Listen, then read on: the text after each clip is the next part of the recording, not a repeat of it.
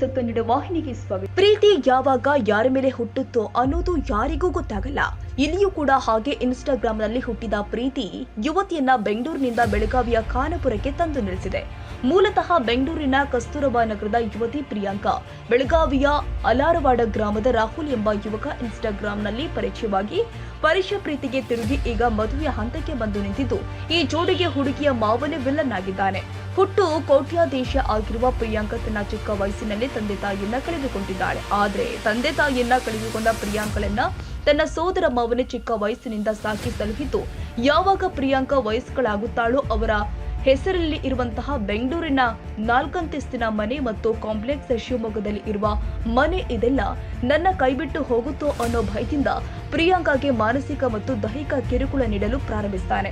ಇದರಿಂದ ಬೇಸತ್ತ ಯುವತಿ ಪ್ರೀತಿಯರಿಸಿ ಬೆಳಗಾವಿಗೆ ಬಂದಿದ್ದಾಳೆ. ಇನ್ನು ಇವರಿಬ್ಬರ ಪ್ರೀತಿ ವಿಚಾರ ಪ್ರಿಯಾಂಕಾ ಸೋದರ ಮಾವನ ಮಗನಿಗೆ ತಿಳಿತಾ ಇದ್ದಂತೆಯೇ ಕಿರುಕುಳ ಜಾಸ್ತಿ ಮಾಡಿದ್ರಿಂದ ಬೇಸತ್ತು ಈ ಹಿಂದೆಯೂ ಕೂಡ ಮನೆ ತೊರೆದು ಬೆಳಗಾವಿಗೆ ಬಂದಿದ್ದ ಯುವತಿಯನ್ನ ಹುಡುಗಿಕೊಂಡು ಬಂದಿದ್ದ ಅವರ ಮಾವ ಖಾನಾಪುರ ಠಾಣೆಯಲ್ಲಿ ಸುಳ್ಳು ಕತೆ ಕಟ್ಟಿ ಚೆನ್ನಾಗಿ ನೋಡಿಕೊಳ್ಳುವ ಭರವಸೆ ಕೊಟ್ಟು ಕರೆದುಕೊಂಡು ಹೋಗಿದ್ದ. ಆದ್ರೆ ಬೆಂಗಳೂರಿಗೆ ತಲುಪ್ತಾ ಇದ್ದಂತೆಯೇ ತನ್ನ ಹಳೆ ಚಾಳಿ ಮುಂದುವರಿಸಿ ಯುವತಿಯನ್ನ ತಿಂಗಳುಗಳ ಕಾಲ ತನ್ನ ಸ್ನೇಹಿತನ ಮನೆಯಲ್ಲಿ ಗೃಹ ಬಂಧನದಲ್ಲಿ ಇಟ್ಟಿದ್ದ. ಈಗ ಹಾಗೋ ಹೀಗೋ ಮತ್ತೆ ತಪ್ಪಿಸಿಕೊಂಡ ಯುವತಿ ತನ್ನ ಪ್ರಿಯಕರ ರಾಹುಲ್ ಮನೆ ಸೇರಿದ್ದಾಳೆ.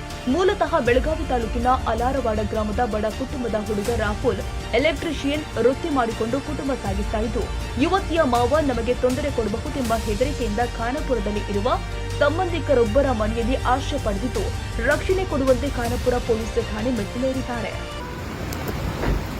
ಯುವಕ ಮತ್ತೆ ಯುವತಿ ರೋಹಿತ್ ಕೋಲ್ಕರ್ ಮತ್ತೆ ಪ್ರಿಯಾಂಕಾ ಗೌಡ ಅಂತ ಇಬ್ಬರು ನಾವು ಪ್ರೀತಿಸಿ ಮದುವೆ ಆಗಿದ್ದೀವಿ.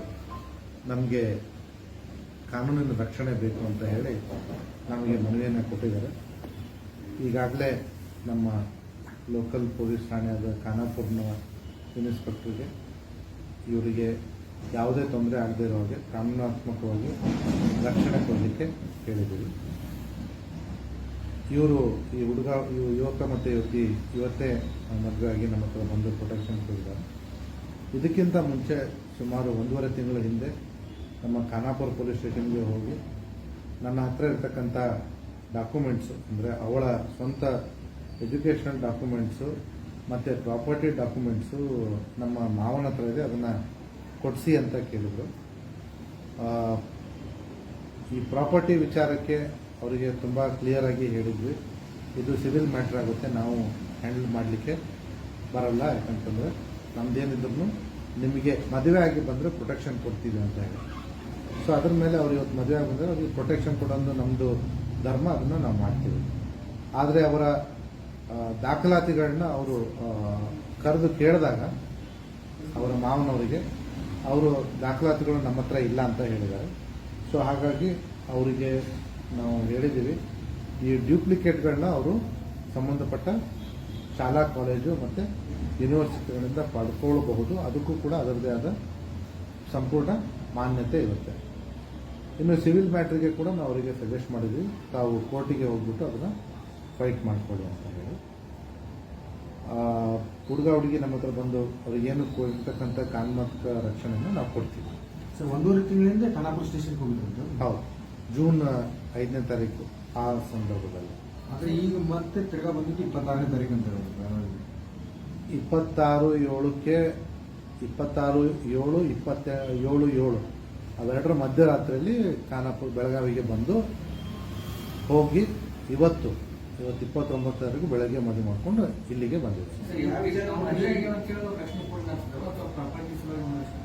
ನಾನು ಕ್ಲಿಯರ್ ಆಗಿ ಹೇಳಿದೆ, ಈಗಾಗಲೇ ಸಿವಿಲ್ ಮ್ಯಾಟ್ರಲ್ಲಿ ಪೊಲೀಸ್ ಇಂಟರ್ಫಿಯರ್ ಆಗಲ್ಲ, ಅದೇನಿದ್ರು ಮಾನ್ಯ ನ್ಯಾಯಾಲಯದ ಮುಖಾಂತರ ಬಗೆಹರಿಸ್ಕೋಬೇಕು. ಅವ್ರು ಮದುವೆಯಾಗಿ ಅವರಿಗೆ ಪರ್ಸನಲ್ ಲೈಫ್ಗೆ ಪ್ರೊಟೆಕ್ಷನ್ಗೆ ಕೇಳಿದ್ದಾರೆ, ಅದನ್ನು ನಾವು ಕೊಡ್ತೀವಿ.